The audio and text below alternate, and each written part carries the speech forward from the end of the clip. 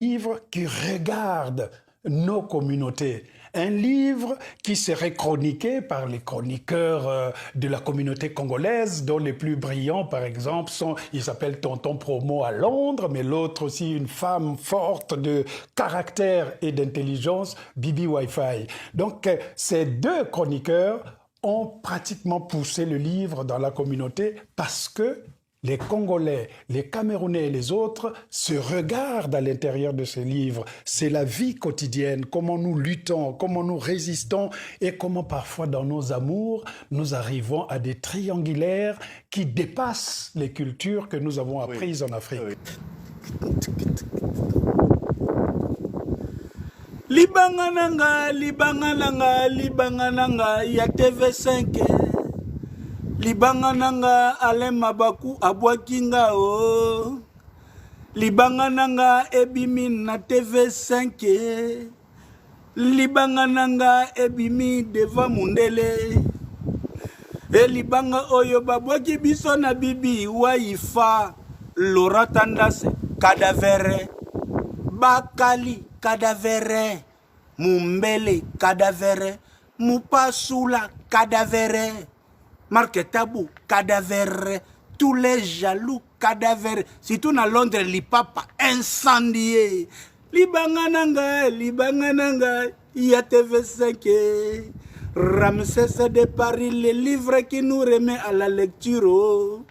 Prix spécial de la promo s'appelle le Tonton Promo Ibibi. Et les jaloux vont mourir.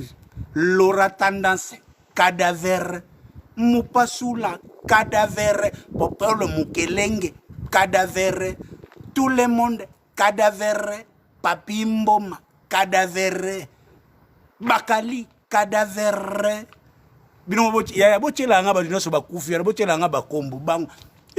Jean-Paul Kilombo, cadavre, Alain Kousse, cadavre. Mettez-moi tous les cadavres, je vais les citer. Tout. Libangananga, libangananga, libangananga. MS cadavre. Papa Rosse cadavre. Ya Papa Rosse ngaite batumba komi kuna public ya public mute komi ya botika na Papa Rosse amutu nanga kwa botika Papa Rosse amutu nanga. Papa Rosse est content. Papa Rosse est content. Junior Louere, content. Jazeka Voul, content.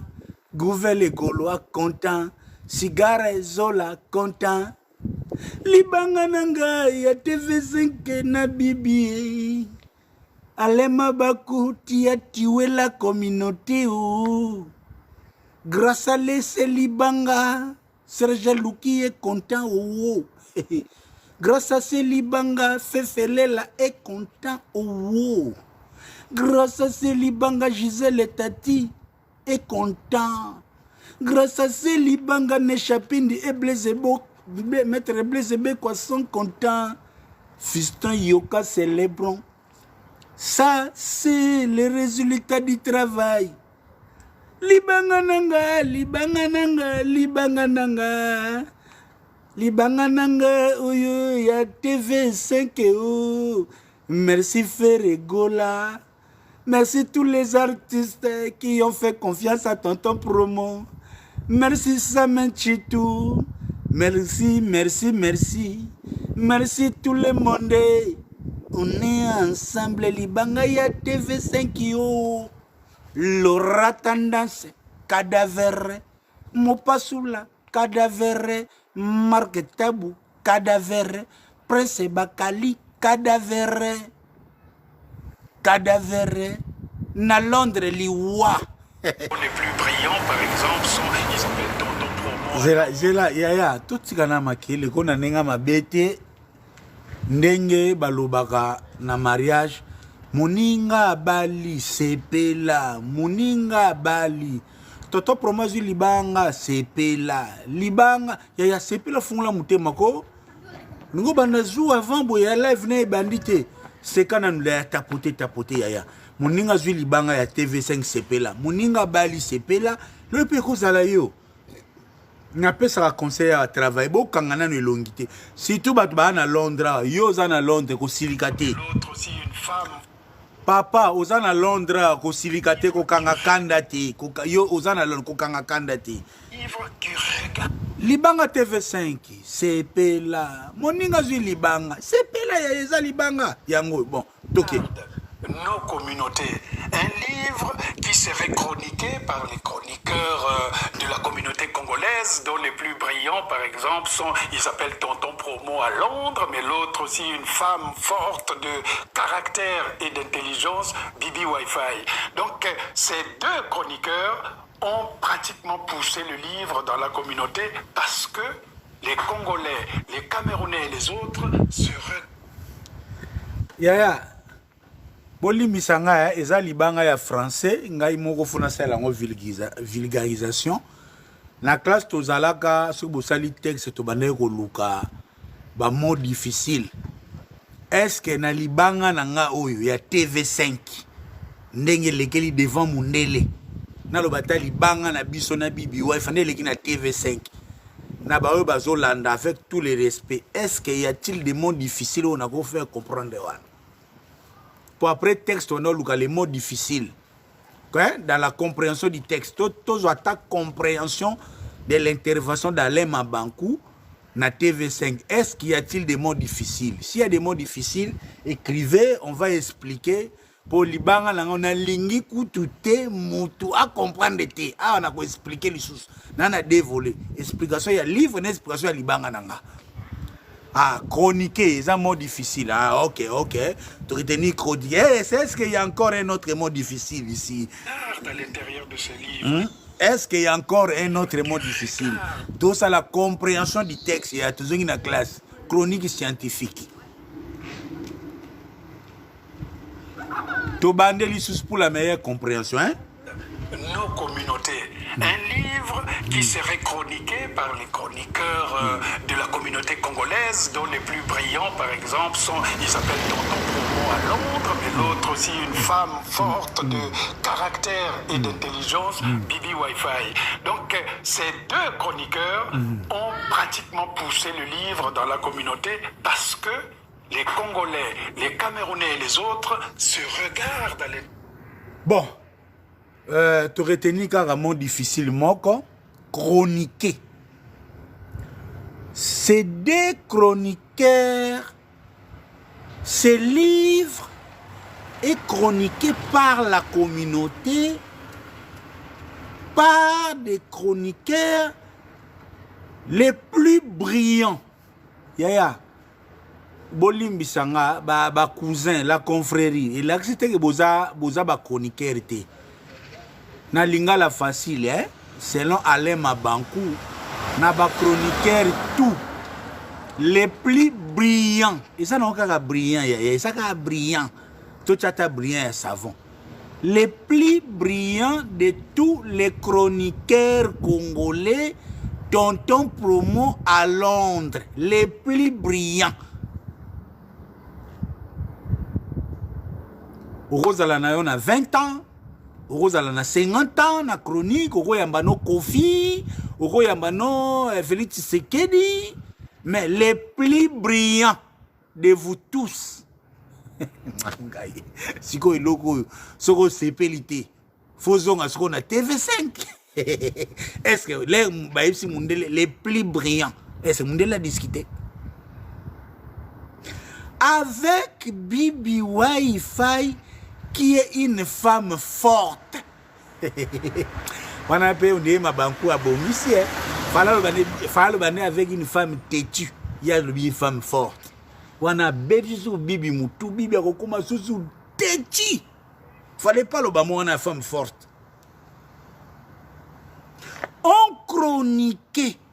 Donc nous avons chroniqué sur la littérature. Nous avons chroniqué. Nous avons des verbes chroniqués. Il y a des gens qui fingent. Il y a des gens qui insultent. Mais Tonton Promo et Bibi, chronique. Nous avons chroniqué.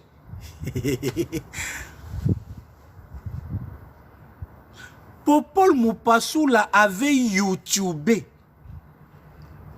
Coach Mathias avait YouTubé. L'autre là avait TikToké. Congo disent Facebooké. Mais Tonton Promo et Bibi ont chroniqué. Boli misangana zotanga ba combo pour des besoins pédagogiques. Ce n'est pas une insulte, chers amis, la confrérie. Soyez calme. Mouninga Bali sepela, Mouninga Zuli Banga la TV5 sepela. Et vous allez payer lobby, vous allez CNN. Moukile souki te nanandima ke nenge bibi a betaka bango na live streaming.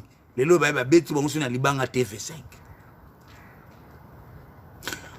Vous YouTubez, moi, nous on chronique. Vous TikTokez. Et Matana Ngomba, Matana Panel, même Moutunanga NK de Bundes, NK YouTuber.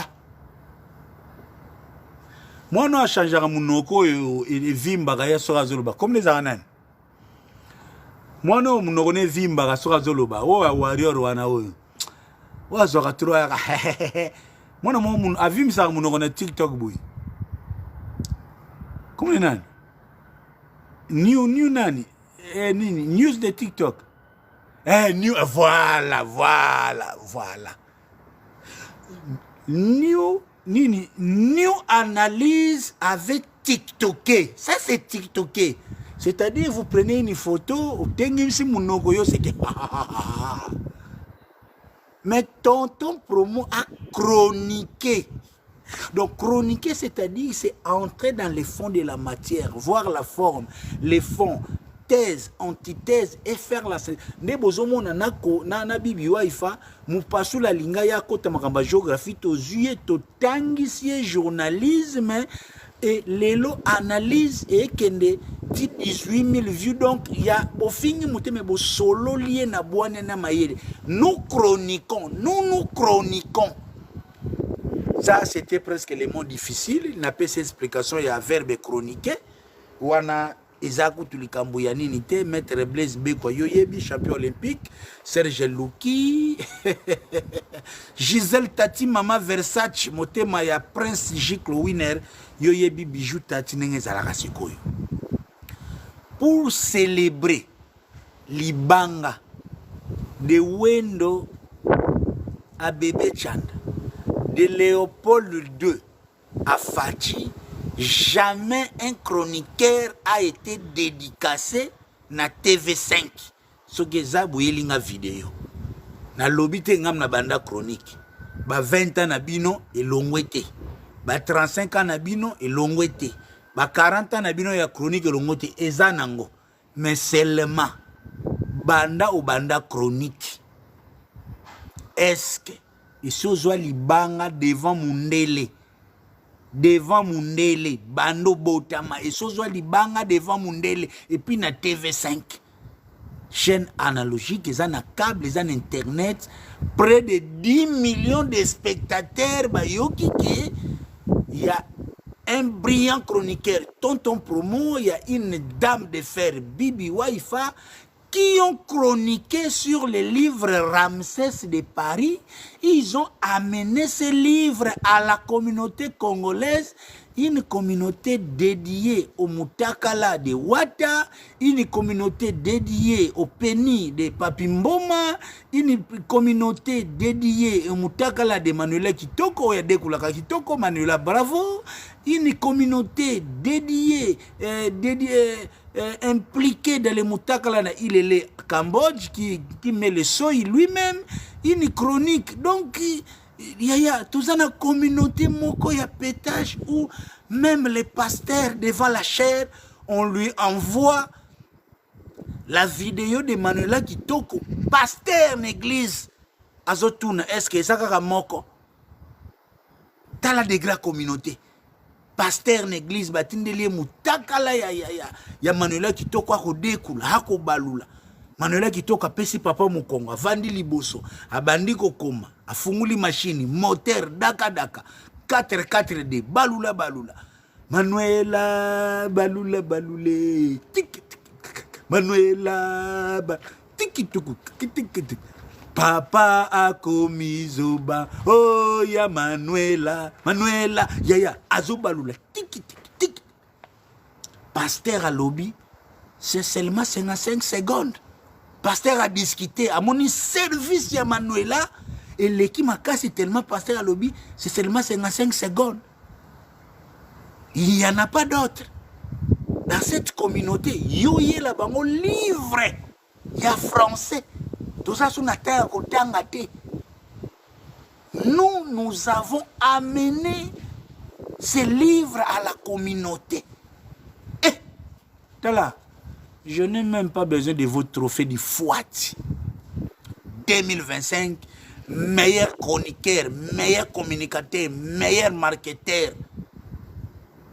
congolais, palme d'or, tonton promo. Palme d'argent, Bibi Waifa. Ata bopi nga trophée te naza na trophée na nga moko na mizwi na nko ntembe boyela ngai libanga na yo ya TV5. Donc tout ça wana par rapport. Sikoyo ngai pele na kendaka na saleli yango nzembo. Libanga na ngai ya talo. Libanga acheter Ramsès de Paris, c'est si Amazon, c'est si Fnac, yaya, na Amazon 12 livres aux à papier, 39 livres aux à ngomubimba, na ya couverte. Libanga na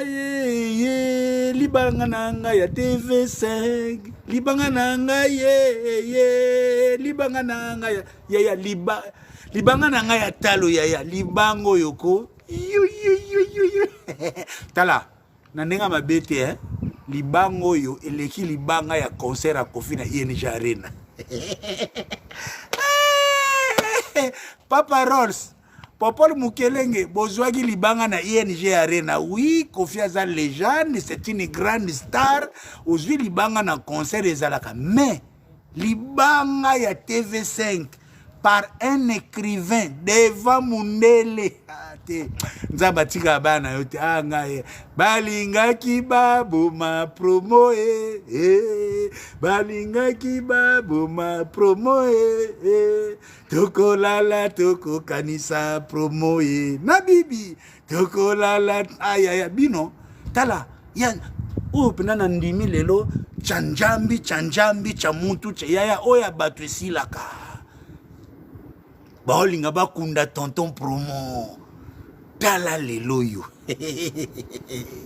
Voilà, on ne va pas trop s'éterniser là-bas, par rapport, mais restons quand même là, pour tous quand même nzembo oyo, bisomoko to sali par rapport, ya libanga oyo, ndenge déjà kendelaka, par rapport, na baksana nou mai na kopwa rouge, bozoka mai ndenge zolela, ils en ont mai, c'est de l'eau.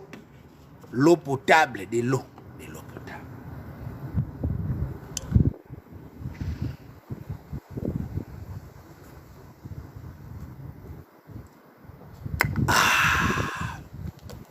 Allez, toquez, à tout le monde. Gauche, droite, pour tous ceux qui célébrer sur Ramsès de Paris, Alain Mabankou. Une grande histoire qui retrace la vie quotidienne de la communauté congolaise depuis l'Afrique jusqu'à Paris.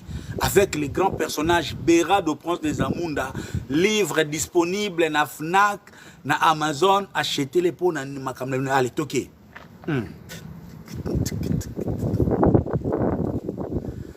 Libanga nanga, ya TV5. Libanga nanga, Alain Mabaku, Abwakinga, oh. Libanga nanga ebimi na TV5. Libanga nanga ebimi devant Mundele. E libanga oyo babwaki biso na Bibi Waifa. Laura Tandas cadavere. Bakali cadavere.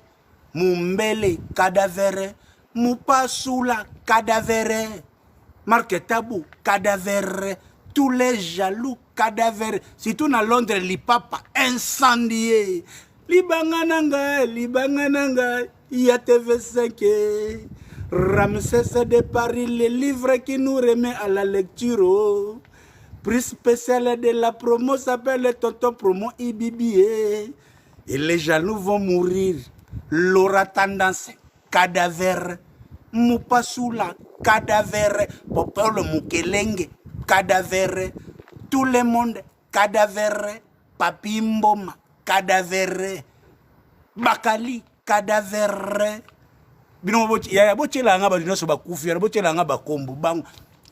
Jean-Paul Kilombo, cadavre. Alain Kousse, cadavre. Mettez-moi tous les cadavres, je vais les citer. Tout. Libanga nanga. MS, cadavre.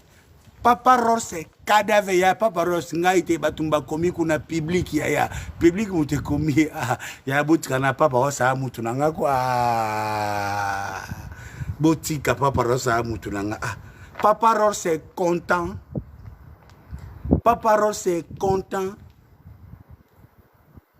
Junior Louere content. Jazeka Voul content. Gouvel Gaulois content. Cigare Zola content. Libanga nanga ya TV5 na bibi. Alema Bakou tia tué la communauté ou. Grâce à l'essai Libanga, Serge Louki est content ou. Grâce à ce Libanga, Fefelela est content ou. Grâce à ce Libanga, Gisèle Tati est content. Grâce à ce Libanga, Nechapindi et Blaisebo, Maître Blaisebe quoi sont contents. Fiston Yoka célébrons. Ça, c'est le résultat du travail. Libanga nanga. Libanga nanga, oyo, ya TV5, oh. Merci Ferregola. Merci tous les artistes qui ont fait confiance à Tonton Promo. Merci Samen Chitou. Merci tout le monde. On est ensemble. Libanga ya TV5, oh. L'aura tendance, cadavre. Mopassoula, cadavre. Marc Tabou, cadavre. Prince Bakali, cadavre. Na Londres, Liwa. Donc, voilà, très chers amis, ça c'était juste Alain Kous, cadavre. Jean-Paul Kinlombo, cadavre. Thierry Mombaya, Liwa, cadavre. Ah, gaïe. Voilà. Donc, c'était juste, chers amis, pour dire, c'est notre manière de dire merci à l'équipe, à l'Emabankou. Les gens simples, les gens grands, on a makambo. Faire la promo d'un livre, c'est pas facile. Oyo eza groupe Kakete. Ça, c'est trop différent. Oyo eza groupe Kakete. Charlie Prince, cadavre. Écoute, cadavre. Yo, Charlie Prince, ils sont ça la promotion livre. Na ozo, na mutia na bien, olobana ozo toka na silona libande, ça promotion livre ndé. Charlie Prince, cadavre. Ya cadavre penda. Tout le monde. Ah, Ganzambi Gwaluzolo. Ah, gaye. Bangomo, yaya, public les autres chabalobi, nati lokole, cadavre, tout le monde. Big Zaga, cadavre, nani sukuna. Ah, botika ya adiko, boni boy. Bino ngone ya adi londole boni. Ne peut voir ta polémique, bino boya ko bomisanga. Botelanga ya adi te. Adi londole content. Néné ya content. Néné ya très content. Très simbelenga cadavre. Néné ya content. Nani kuna. Pacho RFI content. Bon. Tout mais là on a mis ce qui est sûr. Le livre est déjà disponible sur Amazon. Ce qui est bien, avantage de la lecture. Non, c'est là on va vidéo peut-être après, hein, pour tout, il y a à boire et à manger. Ngai moko, Dieu me voit, chers amis, ça c'est un témoignage personnel. Depuis Nazwaki livre Oyo à Ramsès de Paris, ils ont changé même vie na biso nanda. Na osalango na témoignage mo funa sala par rapport à livre Oyo. Je vous dis, na lende to koma na internet, to koma na difficulté à kotanga. Ce n'est pas Saint-Matando qui va me contredire, ni Joël Boulouba, même pas Nadège Bela qui va me contredire. To koma na difficulté à kozatan à kotanga. Na batan, na banana, on a beaucoup de vidéos aussi sur la niba vidéo à mitakala au kotanga te. Au kozatan à kotanga te. Fidèle Ushima na buni ayebi. Mais, grâce à ces livres, moi personnellement, ils ont ici même tant il y a lecture nabana. Il y avait des fois, moi, na roya kabui, reading time, ozuka mwana, uchele livre ana. Abando tanga ye moko esili eleki. Ah, mais là na zui livre yo, na tala isu vidéo mo na TikTok. Moi, si je mbongo ici la lobby, et l'autre est le temps que ça bana. Chaque façon de l'arbre est un livre. Grâce à ces livres, ils ont un esprit à lecture. To komi sous pena to zongeli pena des bonnes habitudes qui voldina avant là la faut tangela histoire. Donc na moi neza pena te kaka moi na tanga te. Moi na ngamona na tangele no histoire na anglais na ngaya ko pota pota na tangele histoire ye pas tangi to comprendre le texte na zuile papier dicté comment ba mo aza. Donc depuis na zuile livre yo ngai échanger via lecture nanda kuna biso. Dieu me voit. Na lobité que nanda tant que ça banate. Mais façon na zuile conscience et importance il y a lecture. C'est pour ça que je recommande, surtout dans un espace francophone, vous qui avez des enfants qui lisent les livres, surtout les livres en français, et ça, les livres dans la communauté, parce que Ramsès de Paris, c'est juste histoire, il y a un personnage Berado, ou à Outana Afrique, aye na poto, akuta nina baron moko, azana magasin comme on a Ramsès. Et ce Berado croyait tellement c'est Ramsès, Ramsès a commencé à faire mission et belé. Et Berado a ba rêve na belé ba iba yango. Donc c'est entre Château Rouge, makambe belé donc ça. Nako pesa témoignage ya suka, iloko etindinga vraiment na tanga ka livre makasi chers amis.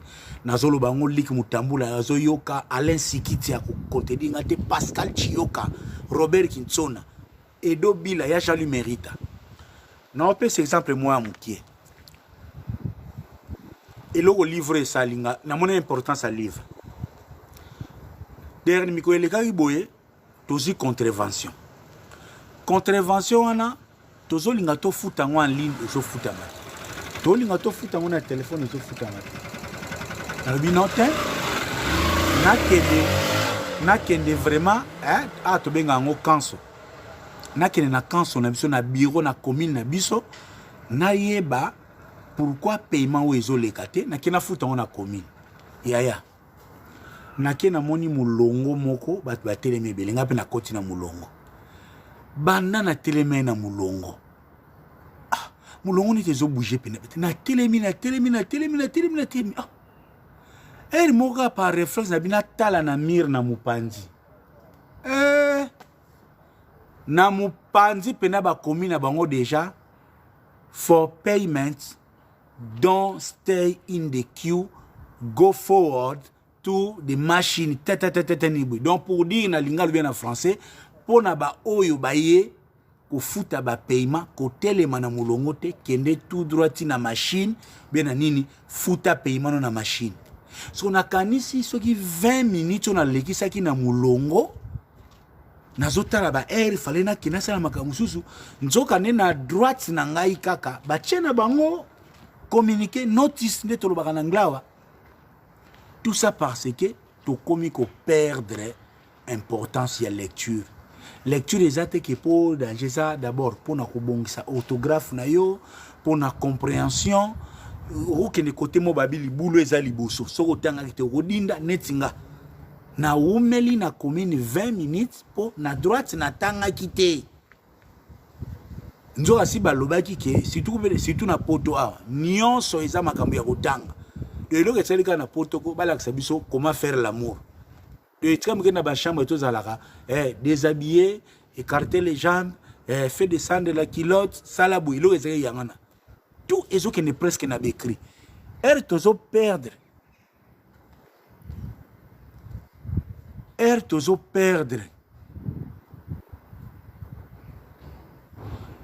tozo perdre makambo ya kotanga livre ezaka kate po osala devoir te eza pona d'abord oza na distraction moko saine o nourrir cerveau o enrichir orthographe na yo bamo na yo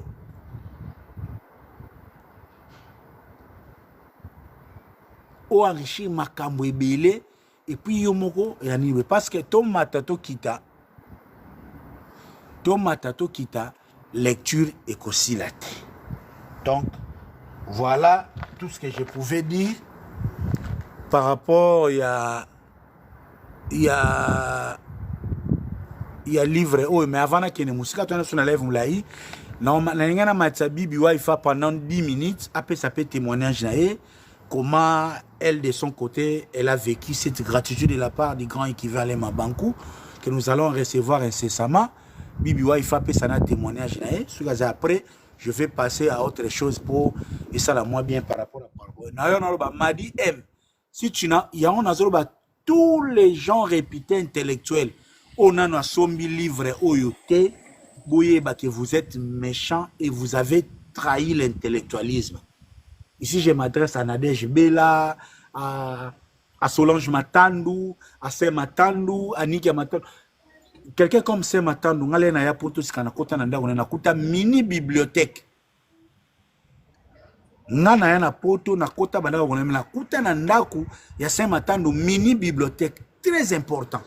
Mais comment perdre des biloko on a pour internet, pour na bantakala les livres Bible a fait un instant livre batanga ngo mukolo moko te mukolo muso otangi 2 pages otangi chapitre moko otangi 5 pages o continue train ici ka internet izate otangi livre c'est trop important surtout pour na bandeko bazana espace francophone ces livres achetez ça même pour vos enfants ato ki ma classe pour na mami wata même pour les enfants ils ont un double avantage. D'abord culturel, c'est historique. Et ça, bah, livre zozong, ça banane na communauté. Bibi Waifa, bonjour. Bonjour. Bonsoir. Il y en a coupe à rouge, hein? Pardon? Il y en a coupe à rouge. Na benga ki oyamba ki tozayi ouais. Laisse tomber, je dormais. Pardon? Je dormais. Ozo kana bien te na oko na sena yebite soki téléphone nango bien yo. Ah, ok. Na bina ndo lala. Wana olala. Ouais. Ok, oza moko ya bato yo azwi libanga ya TV5 devant Mundele. Lorsque vous avez vu ça, quelle était votre réaction? Qu'est-ce que vous avez à dire à tout ce qui concerne Alain Mabankou et ses livres Ramsès de Paris? Eh ben, premièrement. Volume na yo eza na mwasi mami na nga. Aïe, tonton Pomot. Ben, déjà, c'est des acquis surprises, hein. Déjà, bonsoir, bateau, nous sommes tous en Bangwa, tous au Landayo. J'ai rigolé là, au Bibsinga, Maps, au Sekananzembo, au Zasu, Kanaba, la composition, là-haut. C'est grave. Bon, bref, c'était vraiment des acquis surprises. Il y a qu'à voir déjà le grand écrivain Alain Mabankou prendre son temps. Il y a qu'à citer Bakombo Nabiso par rapport à livre naé. Moi, personnellement, na CP là qui parce que bah livre, c'est vrai que dans la communauté, ils ont vraiment bah point fort Nabisoté. Et pourtant, eza eloko mutuya o esenga atoza na yango. Là, moi, j'ai eu la chance d'assister quand même à ma prestation à Alain Mabankou na France quand il y a signature, il y a ba livre naé. façon oyo ba mindele bazala kebele, il faut se poser des questions. Pourquoi mindele bazala kebele? Pourquoi les mindele aiment trop lire? Réponse est simple. Nde balobaka, chanter c'est prier 2 fois, lire c'est s'instruire 2 fois. Parce que quand tu lis, ezo bakisa yo na connaissance na yo, na orthographe. Quand tu lis, makambo ebele ozaki tamsu na connaissance na yango te, ezo bakisa yo, il y a mingi sur le plan, il y a vocabulaire, sur le plan, il y a connaissance, il y a kibomoto, ça en plus. Donc, je le remercie du fond du cœur, Nandenga reconnaître Moussa Sotosali, car Andongozolo va faire, que ça, la promotion à livre, c'est pas facile. Il faut d'abord autant un livre, voilà. Et puis, il faut avoir son temps. Et puis, à savoir que non, que lire et l'on déjà peine habitude, parce que nous, surtout, to tika, to komaka na ba facilité, ngara et salinga bien, et zongi singa à l'époque, on a zaki na ba une humanité, ba 4e, bien 5e, et bande ko senga que non, il faut autant livre, moko po ya ko sa les langues, dissertation, et expliquer bateau. Et ça qui exercice moko teach à la mission en salle et esprit na yo pour s'évader. Alors avec ces livres de Ramsès de Paris, nous deux je crois, toi et moi, toi se sentir impliqué makasi parce que eza événement moko littéraire oyo monsieur Alain Mabonkou a côté le peuple africain à kati. Ya ondozomona sorotali pa ba mindele ba olobelango makasi. Donc à Sololi la communauté africaine na poto na nenga ito immigraka awa d'une façon un peu comique, à la fois azalaki sérieux, à la fois ayeli biso na genre ba conte à 1001 nuits, et puis à la fois a pesipe espoir moko na jeunesse.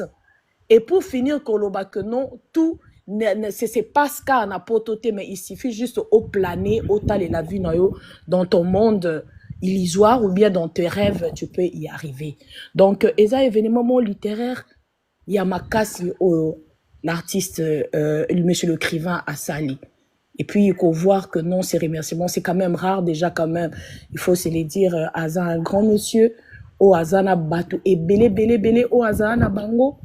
Et puis, il faut savoir, il est pour nous passer dans des émissions, c'est son même, station Ana, il y a TV5, RTL, France 5, ne batindaka, invitation, la secrétaire naïe, parce qu'on veut recevoir ces messieurs-là dans leur plateau. Donc, c'était vraiment honneur, Yamakas, d'avoir une personne de son. Bonjour à tout le monde. Bande Konanga à Londres. Plus particulièrement, il y a North London, Tottenham, Chingford, Wood Green, Barnet, Walthamstow, quartier nyonso tout eza koto yo. Eza shop na bino e fongo maki. Nasi bomonenga na video elekaki All Nation Store nga mettre seti na zongi suna benga bino boya belé biloko fresh chaque mercredi ba légumes ya fresh ezokota ba safu ba nguba biloko nyonso tout. Encore une fois link moyo oleka to kabola ngo pa batu nyonso tout pona online shopping okoko sala au fill up basket na yo au check out nena lobaki batu nyonso ya N15 N17 N18 na N9 to go yourself no delivery boya belé au Nation Store ezawana ezozela bino biloko fresh le mercredi puis dimanche après le sambo na 12h juste tozawa bakristu tu boya vendredi pe ba musulmani boya biloko la bino ezali. Voilà, on est là pour tout le monde. Voilà, merci beaucoup.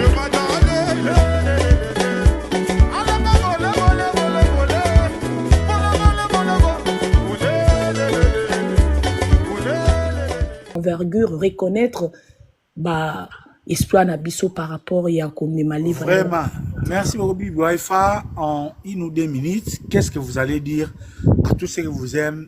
Comment recommandez-vous aux gens ces hauts romans? Alors déjà, bazo tekango partout.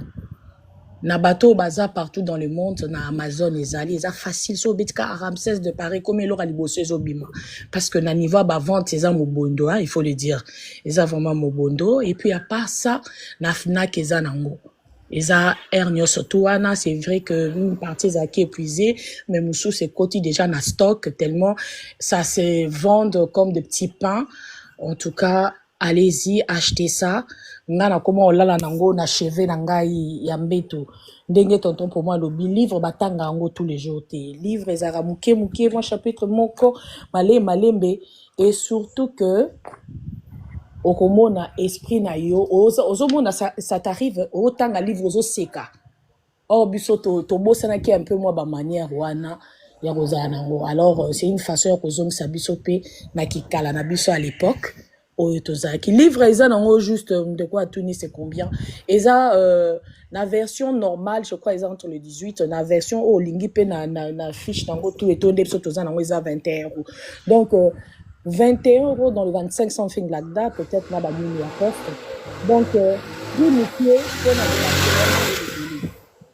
na pris mukie au vaccin maye les délais et puis aux enfants aussi nga nazo sala loko la bana nanga bayoka quand même français et zo sala to commencer à moi rituel moko mo bo vandi bo tina bino bo pesi na bino moi bougie bo sala ngoni ti moi genre epesa bino moi sika mo eza la kozi nazo tangela bango so na tangeli bango ba comprendre moi muki ba comprendre tam so bien te loka bango baza un peu anglophone ou expliquer bango li susu o tcheli bango su na moi lingala donc et ça là et le remora bien les enfants comprennent aussi vina biso ndenge to utaka na bisika to utaka de l'Afrique tina poto. Donc voilà, allez-y acheter vous allez vraiment déçuter.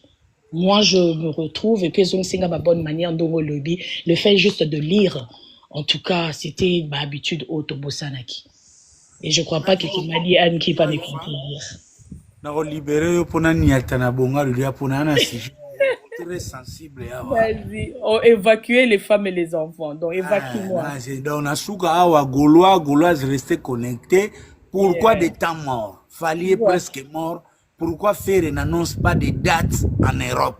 Il y a un trouve dans souka awa. Si on a l'église qui n'a pas communiqué beaucoup mata beaucoup loba. Yemo tata na bino ayoka. Ponga beaucoup mo tungisanga trop. Yemo tata na bino ayoka nzala nini ba Gaulois bazana ngo. Par rapport à un système de jeu, à moins qui est tant moi, Neke Zaka, Blaise Bekwazolanda yo, le boss Marcus Ilunga, Moutou Ali Rambo, on a battu na Catalan na Zolanda yo, Komana Kusto Kinkela. Les gens n'aiment pas les gens. Voilà. Déjà pour ce dimanche, nazo beng sabana à London nyo surtout Nicole Kawai à restaurant Niki, ba ya na boat party autres nango le 14 awa ba ebikaka dress code des amoko pembe Blaise Beko champion olympique ye kutazaki mutaliboso azalaki tellement nesengo ozomona maître Blaise a sepeli tellement à Monique monsieur Alain à solo libiso na TV5 albino en tout cas to moni vraiment musala et puis les moninga reconnaître en et ça vraiment très bien et puis Roby Wemba display en couleur tous à toujours ensemble je vais pas oublier Fiston les pétroliers binonion surtout tout na le 14 na le parti et puis le 4 octobre yebi que bâti nos femmes le correction bazaliawa donc tous à ensemble le 4 octobre des cas par rapport à ça. Donc merci à toi. Hier on a célébré Libanga Oyo. Je tiens à préciser que célébrer qui en vraiment bisogno surtout à côté na biso c'était trop bien. Voilà. Merci à toi aussi. OK. C'est tout pour le moment. Bye bye. Pardon? Je crois que c'est tout pour le moment. Merci beaucoup. Moi je vous libère à vos repos. Merci beaucoup. J'espère qu'ils ont un repos, à toute la famille, Ilunga, et si notre beau-frère national. Merci. Merci, tonton promo.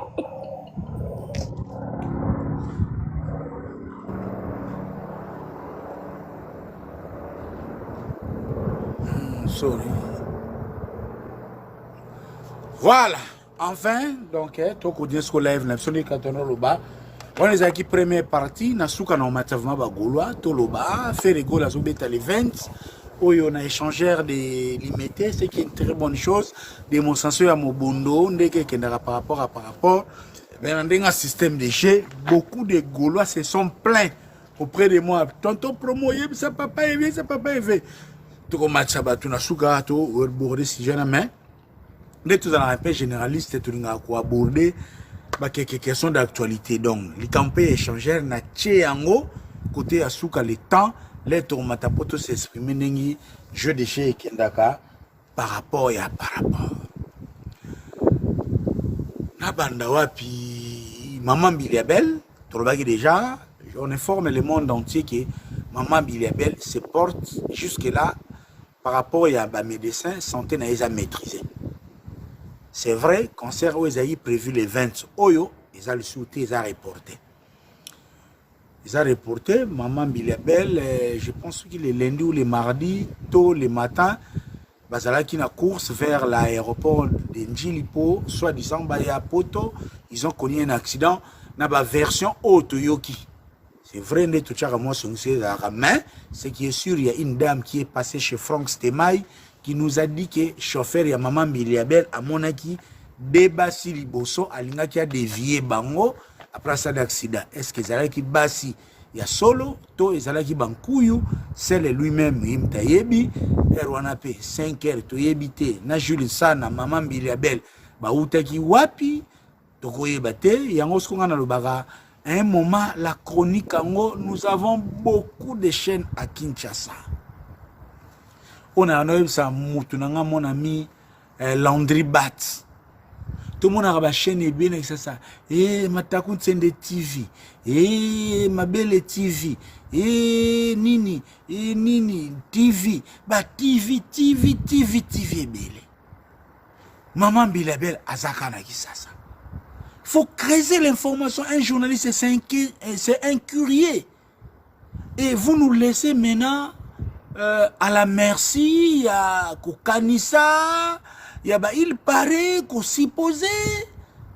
Hein, jeunes gens.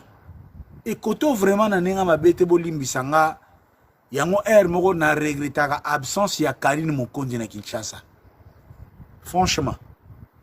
Na regeta Karine Mokonzi na Kinshasa le kola ba makamba boy.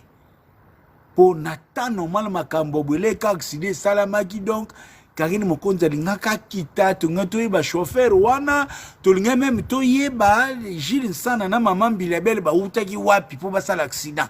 Est accident wana eza impact négatif ya libanda pour impact négatif à l'intérieur. Parce que nous avons des mondes.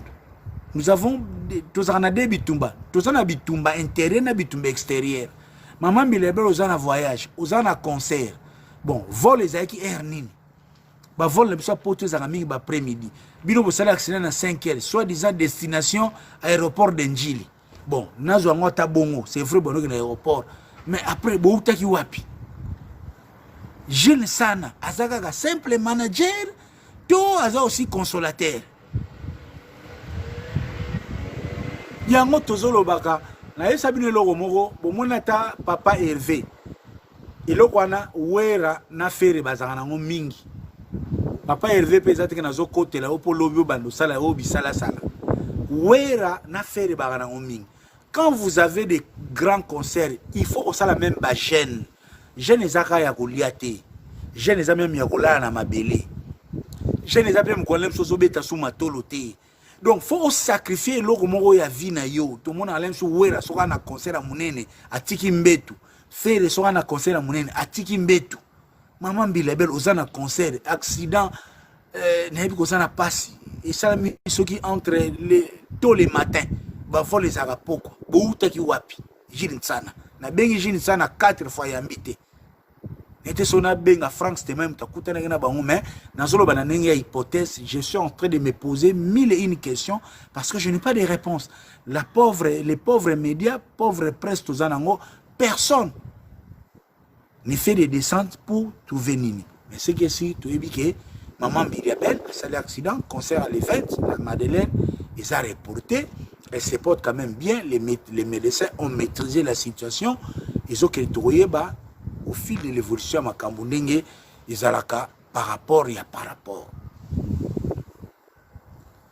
Mais ce qui m'a touché, moi, Ridolphe Nkosa tonton promo, un abruti qui a fait partie de la délégation de Kofi Olomide, qui vient marché sur l'incident de Maman Biliabel. Déjà, Koutou, c'est abriti. Il était répété déjà. Sakima Kofi, peut-être qu'on a rien à profiter, pardon, likolo. Na ebite est-ce ils apona ko luka bolingo pa ya Cindy ou bien pona ko luka bolingo pa ya Kofi qui vient pour marcher pendant que Maman Biliabel a besoin du réconfort. Parce que boyebi accident d'abord, ils ont un aspect belé, ils ont un aspect physique ou physiologique. Boyebi tenzoto, mutesuni, ils ont un aspect psychologique, mutakoma instable. Makanisi koma belé, est-ce que boye, il y a un aspect spirituel. Mutakoma makanisi, pourquoi quand accident on connaît que ne voyage. Donc côté psychologique, na côté spirituel et que côté mutu down. Tozobe là-bas AVC pour na makanisi, mutunde et sa cerveau. Et c'est pendant ces moments qu'un abruti faisant partie de la délégation de Kofi Olomide qui vient cracher sur la situation de Maman Biliabel.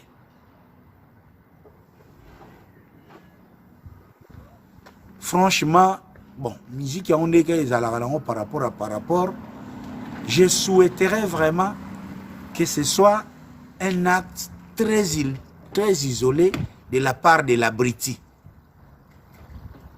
Je souhaiterais et je prierais vraiment que ça soit un acte individuel et très isolé de cet Abriti qui croit que après avoir Kokima Kofi na poto, il peut se racheter, venir même crier pendant que Maman Biliabel est sur le lit de l'hôpital.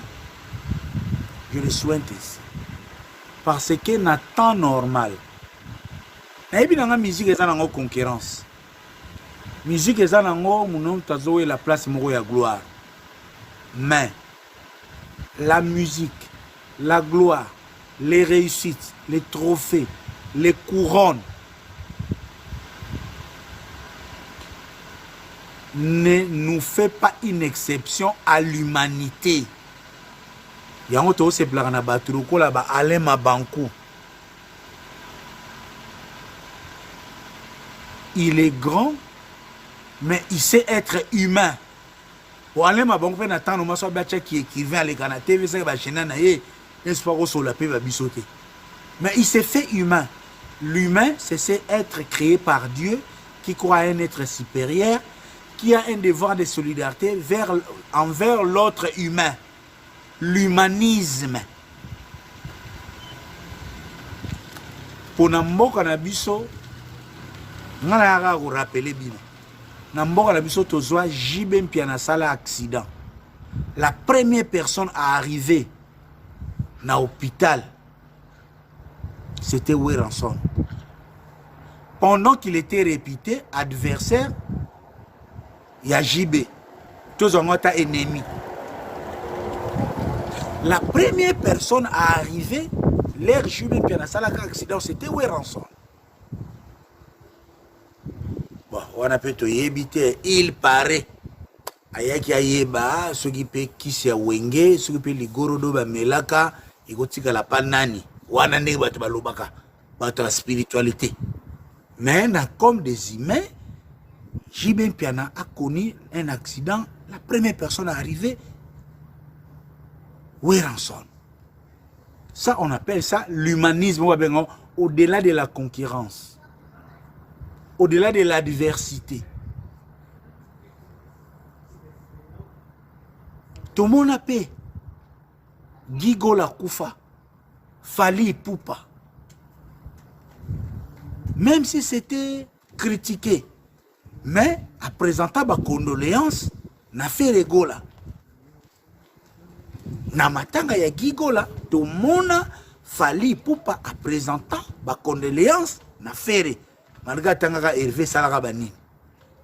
Donc, il l'ingolo Banini que course ya musique, concurrence, il y a un côté forcément finalité. À un moment, on est censé faire preuve de l'humanisme.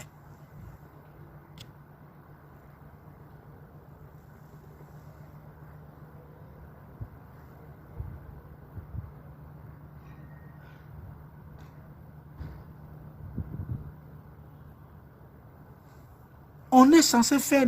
Ah, bande balobi, ezaï, où est un accident? Ah, le contraire. Ok, ok. Ah, merci, merci. Ah, c'est Ouera qui avait fait l'accident et JB est arrivé. Ok, donc j'ai dit, Ouera, ça l'accident, JB est arrivé. Ok, tant mieux. C'est Ouera, ok, merci pour la rectification. C'est Ouera qui avait fait l'accident, c'est JB qui est arrivé. Par rapport à un système léger, ils appellent moi Kala. Donc, Ouera avait fait l'accident, JB est arrivé en premier. Tant mieux. Ça, c'est un bon exemple. Gigola Koufi, Fali a présenté ses condoléances. Oui, il y a liwa ya Séguin. Fali pene ya kenarana JB, mais batubayaki trop exemple zébélé. Juste pour démontrer que quand même on a il y a l'adversité, il y a la concurrence ou bien peu qui est ennemi, il y a toujours une part, il y a humanisme. L'humanisme n'a jamais été au point zéro. Il y a toujours une part, il y a humanisme. Na temps normal, na accident, il y a Mbiliabel. Je dis bien peut-être aussi, si on était humain, au-delà il y a concurrence, au-delà il y a polémique.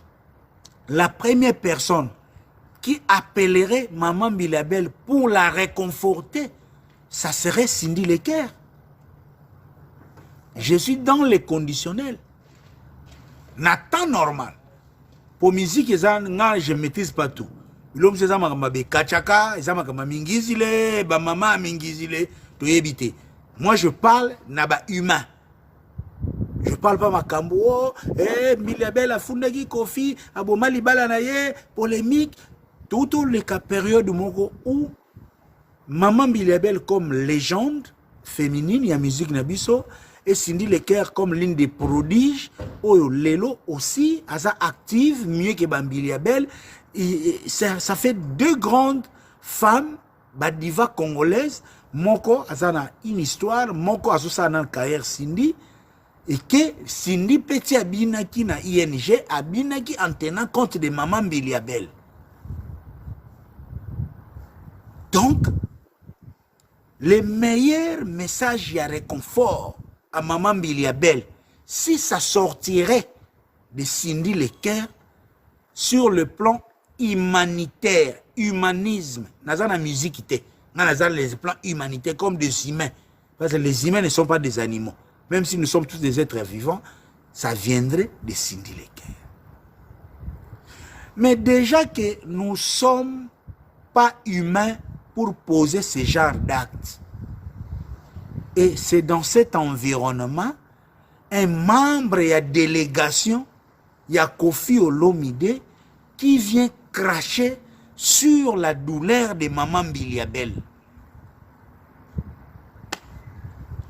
Bon, malheureusement, makambu, ba musicien ba wele laka, biso tometizaka yango te. Ngana suki karawana pour dire prompte guérison à Maman Mbiliabel, bonne santé. Kofi Olomide, soko monaki Moutuno memaki na poto qui a craché contre Maman Mbiliabel pour une fois. Mais parce que l'humain est plus important que la carrière, que les trophées, que les ING, que tout ce qu'on peut dire, tous les titres qu'on peut se taper. L'humain est plus important. Donc Maman Mbiliabel Lelo, santé n'est plus important que les trophées, tout. Au Kofi a na vie. Donc, un Landry Olomide qui crache sur Maman Mbiliabel pendant qu'elle est sur le lit de l'hôpital, ça ne fait pas ni de Kofi Olomide un humain, ni de Cindy Lecker. À moins que vous avez makambo boué laka, oyo biso to maîtrise akate. Côté wana, je peux vous laisser le loisir de vous comporter, ne vous se comporter parce que bino mo ba mise boyebi nini oyo nous avons que 2 yeux. Vous en avez peut-être 10. Moi, je parle ici comme un humain. Comme des humains. que là, par rapport, ça nous permet de tourner cette petite page pour nous denda mbalamoko na la team Wata. Ah, magambo yo nzambe na ngai irobata mutu na ngai Sigal Zola. Mais avant na kota na la team, nazoyebisa na bana tout au bazana kata London. Malela de London, Robert Kintsona, Alain Sikiti, ba play tout. Kanza Luaka, notre président Pepe Tazi. Koumoumanda chante le 19 Oyo, le 19 septembre, c'est un vendredi, Azana Bisso, na Edmonton.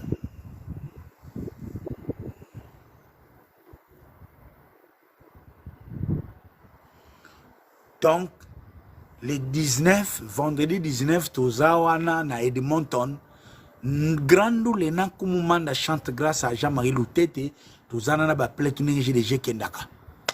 Jésus qui toko par rapport, Moutonanga Frankie Kamunga Edo Bila, autour de nous à la guité. Il y a des codes par rapport, Frankie Kamunga, Jojo Mouya Koutu Yakosambe Zate, Manido, la Lik Moutambula, Masse Moussa Pato, Zawana Toko, Doumana Nenga Moukiete, Koumoumanda chante, avantage Tozanango, Touro Yokoumanda chante, Avandi Lissousou Mingi na Londres. Aniati ba répétition adendi kaka ndenge GDG kendaka donc nous les jours wana ezala mama na kitoko na ndenge ya système de jeu par rapport donc ba play tout vendredi 19 tozokutana wana na Edmonton kaka côté sali ya papa Kasezalaki leto panzana par rapport ndenge système de jeu. Je présente mes sincères condoléances à la famille Mampuya, Lando Mampuya, Adonis Mampuya, Ntimba Mampuya, Nzuzi Mampuya, la famille Mampuya, même mon ami et frère Dieudonné Ndissou qui sont à Londres, famille Mampuya, Baotiko père et papa Mampuya depuis Kinshasa, na quartier 13, Bananjilo Bayebi, Matangezana Acne, par rapport, donc Man Mampuya Yoyebi, mes sincères condoléances, et j'en profite aussi pour présenter mes condoléances à la famille Kieri, particulièrement à Moutunanga, l'homme de Balmen, Tcherin Kieri Oyo, Papa Kieri, Lil Mfoum, encore un vieux Abayan, Papa Kieri, Tika Bisso, près de 80 ans, à Koufagina Kinshasa, depuis le mercredi 9, Lobikutu samedi, Play tout, Trésor Ngando, Yoyebi Nenge Kendaka, par rapport Nikes Bayaka Ningezaka Fataki Mbala London Tokuta na lobby na matanga ya ba Tcherin Kieri o ya bungusaki papa depuis Kinshasa toze la programme l'état Tcherin Kieri asalaga bata akita na Kinshasa. Donc encore une fois de plus Tcherin Kieri, l'homme de Balmen, Tonton Promo et tous ceux qui nous suivent, nous présentons nos sincères condoléances pour la perte de notre papa Kieri, grand prêtre Oyo Aouté Kotika Bisso, dégagé de Jézalaka, fiston comme mon ami d'enfance Yoyebi, Sydney Poitiers, né Chapini plein de grâce, belle bride systématique automatique. Oyo Kanate et Salama Be Makasi belle bride, Nelly Tambwe, la beauté associée à l'intelligence. La team Wata à Paris, Tonton Promo, Bongaloudia.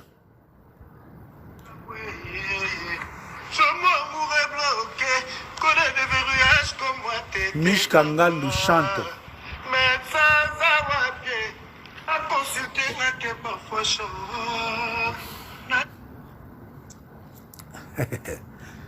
La team Wata na Paris. Boyebi ndenge ezalaka la team eyaki ebetaki ezongi ekei ndeka jesu qui ne par rapport la team Wata ezongi lisusu wana binomo oyoki le très célèbre vice-président Macha Moumeno Mich Kangando mutunanga kati mon artiste préféré. Est-ce que Mich Kangando ba corde vocale fumwami? Est-ce que Mich Kangando ayembi bien? Mais la team Eza na poto. La grande question se pose. Qu'est-ce que la team Wata est venue faire en Europe? Héritier Watanabe lui-même réside encore à Kinshasa. Azobongama par rapport. Samantha Mwanda, Oya Gauthier Sikiti Yebi, Salem Tumba Yebi, Joël Boulouba Yebi, Evangeliste Bodi Mamona Yebi, que Héritier Watanabe réside encore jusque-là à Kinshasa. ABC Bisso, la team Wata, et continuer les travaux et studio. Et ça, l'enregistrement. Ngai pena bolimbisanga na ebite soki pesa la kama be soko luka kokota kama kambo batu nazalaka na réflexe moko très regardant, très méticuleux. Na mona zaka na ba détail lokola ba mupasula te ya koluka kotalaka mwana mobali ache mafuta te mais nazaka na réflexe moko très regardant lokola ya mupasula te. La team Wata en Europe, pour continuer les travaux dans le studio. Si vous avez dansé, c'est bien ça.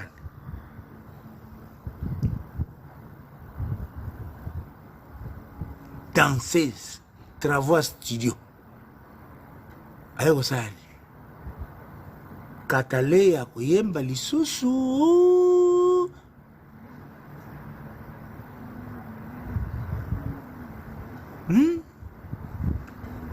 Paralingomba Bakali, la team Wata en Europe obligé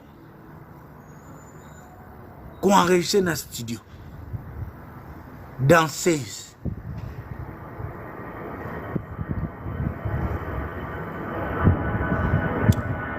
Bon, peut-être, lorsqu'il y a des zones d'ombre, là, on peut faire des hypothèses. Parce qu'il y a des zones d'ombre. Là, on peut faire des hypothèses. Peut-être la team Penenge Yeboe va créer ses places. N'oubliez pas, entre autres, la team Pezoluka Edenda par rapport à un système de jeu. Pour la team Watape, il faut bêta bandoule. Mais ndenge bandoule zo kende, nous les moyens zo koma po des fois pété bandoule mais bandoule paye à facilité. Verrons-nous la team Wata quelque part LSC, Élysée Montmartre ou encore un petit tour na Bataclan ou Madeleine, on ne sait pas. Mais tout balingaka Héritier Watanabe Maître Blaise Beko champion olympique Telinko ya Claudine Bouka ndenge zalaka par rapport Trésor Mbombo.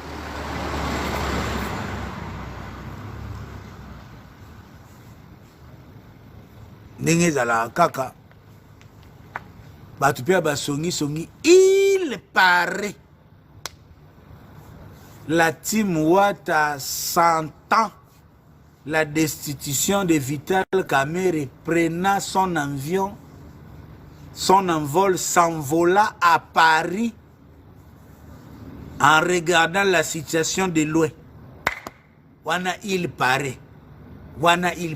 Parce que ngana lubaka bope sanga information pour nazongu sangwa bien. Ce qui n'a pas d'information, c'est une hypothèse. Il paraît. Tomata Tokita, Daniel Massaro, ce qui n'a cabinet, l'Assemblée nationale, Vital Kamerhe va tomber. Est-ce que la team Wata veut voir la chute de Via, les pacificateurs dans la musique? On ne sait pas. Ce qui est sûr, Orchestre César déjà na Mikili, Ntsele les fêtes,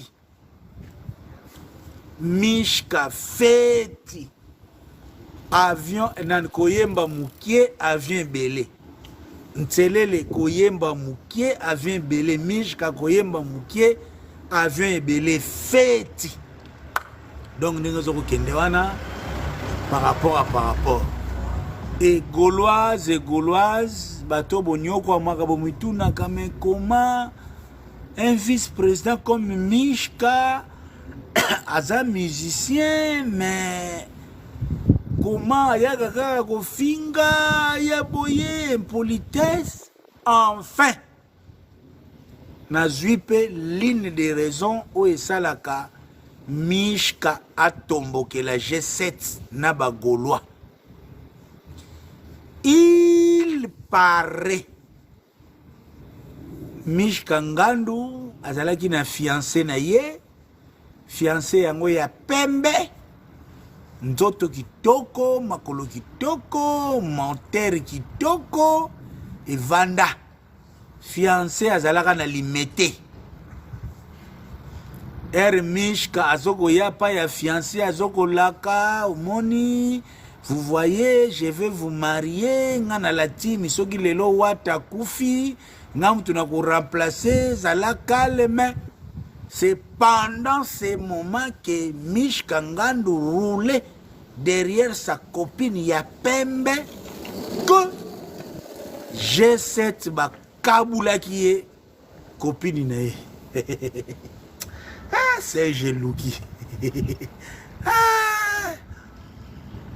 Donc, kanda nyonso bomonaka Mishka contre Bagolois, contre G7, ils ont entre autres, azaka na mwazine ya pembe na limete. Abande kolaka beba fiancé ya kisasa, leta ozela wata futabino, leta oleza boya poto, leta Mishka zela wata kufa pour remplacer. Mishka lega zoko laka ya G7 baya na raccourci. Baya biloka 9 yang. Badoda fiancé ya Mishka ba mela soupu. Aïe aïe aïe. Webi kanda wana soki ba meli fiancé soupu.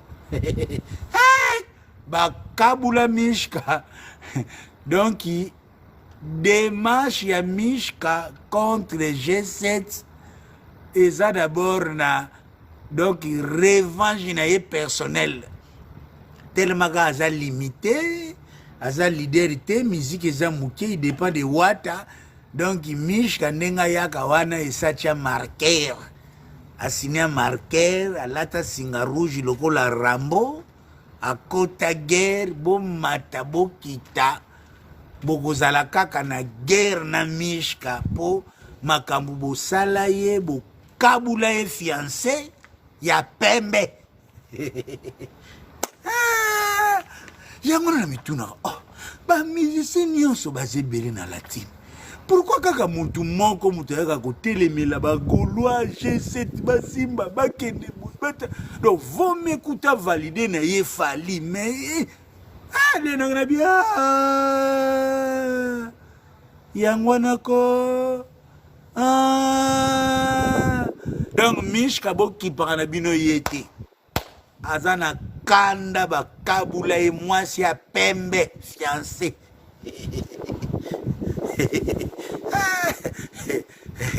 Il paraît que liste mweza mulai liste bato ba na kanda ya G7 eza mulai na bona nga kotanga awa est-ce que na disoki nani donc juste one liste eza mulai. Il paraît même DJ Abdul kanda nyonso ayalaka boitia koma pa fali likoma ba kabula epek basé belé na otanga. Il paraît même na Mignon Abraham itia mikenda mitika kuna linga kakutu koyoka lepad o G7 le kate o fere gola yepe ba kabula epek. Ah yango code 16 ezana makambo belé. Ah la la la la la la Yves Bonga. Ah oh c'est nous mène bino bongo ne chapini plein de gaz Berado prince de Zamunda. Ya ya e belé bazoko lela wana mona kaka nyonso. Ba kabula bango donc prince Mishka ba kabula pek. DJ Amarula ba kabula pek. Mignon Abraham ba kabula pek. Ah, Ganjambe. Code 16 yo. Nde kaka Jirbo. Abalaki warrior. Tozalaki Juruana. Donc, comme donc, mais, nandenga normal, tozotala waneza ba il paraît, on ne confirme rien, je n'affirme rien. Eza masolo tozoko yoka. Pubiso tuwa mikolo. Tulingaka toyeba. Yango Mishka oyo. Asidika kaka nini. Kanda makasi. Swazo lobe la fere ba ride bimie. mutu ekomi lokola ba violeur mindele ondie ba psychopathe mona kangi kanda fere wana bagolwa mais mutu soki eza musique akozala kanda boye te pwani ladi miyemba akakanda boye te pwani aranaki azaka kanda boye te nakotuna bien le na kaka bakabula ye surtout mwasi ya pembe encore mwasi ya pembe waka minda pele camion luta bana achakana ayaya mwasa yaya babotolo mwasa mwindu Alex fiancé mwasa pembe bakabulie il paraît moi non pas à tala dessin yo pe mishka basi ya pembe elingaka mbongo fuza la puissant lokola ba commandant Cousteau bumuna tata ba dio mindonga la babasa babala basa ba mesite basa puissant ba Herodia babala basa ya mindele basa ka puissant yaya yona mbongo akalikili chozela wata aya nanu akalikile afuta promotion apeso soki nini na ote osenga kaka na vino wana ndengo zaka na nzoto mike wana yozoluka mwasi ya pembe et puis na limete mishka yaya atakuto ngobino ngobuluka ba problème bakotaka na coup de gana liwengete inosi bikutu ye wana zaki na rebo asielu muki inosi bi aza star aza na makambo famille balume famille za na réputation Achille balume vidéographe Prince balube manager dizo bookmaker nani soki beatmaker mais rebo asielu muki ye kaka donc bino ti biso to bala basa mwindo bokanisa biso ba yuma yaya mishka moi ça peut me faut avoir l'argent faut avoir le pouvoir faut avoir la puissance quand tu n'as pas l'argent tu n'as pas la puissance ozozela wata kufa poyo ozo okesa wata moi ça peut me balaka ibila kelete biso banda otanga na masa moko na pesi mbote mwana tangeza te pona one na pesi mbote masa to otanga na campus ye na livulu alingi sheri moko ya rigini ya métis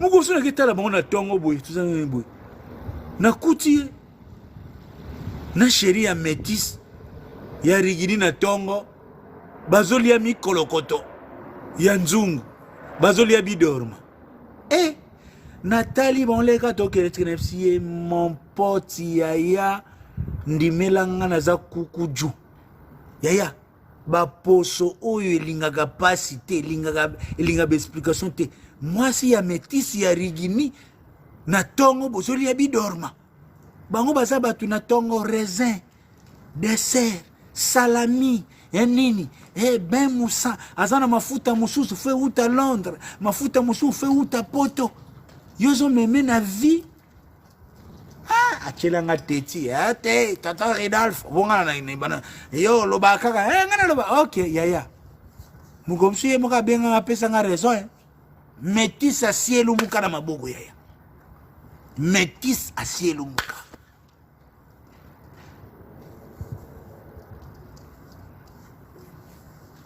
donc bon courage à tous les mélomanes ceux qui bomoni mishka aye na ye kofinga ba Gaulois bokomeleka mwasi ya pembe cheka na commentaire mwasi ya pembe pokando na ye na G7 bakabula ye ceux qui pesa ki ya iluse ceux qui pesa Mati de Gaulle ceux qui pesa ki Mawe ceux qui nani akabula mwasi wana yebi nebika ke G7 bakabula mwasi ya mishka yango akoma na kanda na ye à part donc soka sangisi kanda ya musique wata contre G7 soka susuna kanda ya fiancé ya pembe ya limete bakabula yango bomonaka mishka ayaka bongo wana ezalaki mpona meilleure compréhension le 18 octobre yangiama Adidas Arena olinga te